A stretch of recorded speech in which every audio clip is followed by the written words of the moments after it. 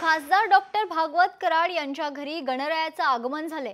भागवत कराड यांनी राज्यातील जनतेच्या सुख समृद्धी आणि आरोग्यासाठी बाप्पा चरणी प्रार्थना केली। गणेशोत्सवाच्या आगमनाने त्यांच्या घरात आनंदाचं वातावरण आहे। खासदार डॉक्टर भागवत कराड यांच्याशी संवाद साधलाय आमचे प्रतिनिधी सचिन बडे यांनी। पाहूया।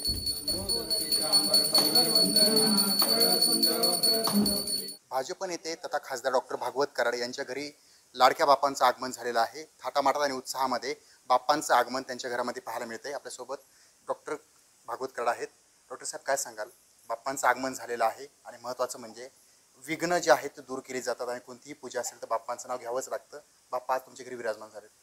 आज गणेश चतुर्थी, त्या निमित्तानं गणपती बाप्पाचं आगमन आमच्या घरी केलं आणि आज आम्ही सजावट करून गणपतीची स्थापना केलेली आहे, पूजा केली आणि आत्ताच आरती झाली।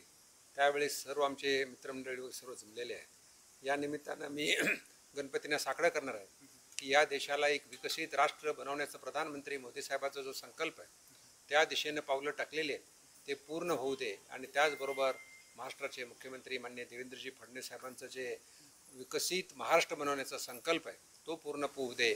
सर्व शेतकरी यांच्यामध्ये जो पाऊस चांगला पडतोय, शेतकऱ्यांना सुद्धा चांगले दिवस येऊ दे, उद्योजक चांगले वाढू दे, असं एक संपन्न महाराष्ट्र आणि संपन्न भारत देश होऊ दे अशी मी देवाला प्रार्थना केली। बरं, हे सर्व सजावट करण्याचं जे काही क्रेडिट आहे ते डॉक्टर कराड यांच्या घरच्या गृहमंत्र्यांना जातं। त्यांचे गृहमंत्री आपल्यासोबत आहेत। काय सांगाल? सुंदर अशी सजावट केलेली आहे आणि त्यानंतर बाप्पांचं आगमन होतंय।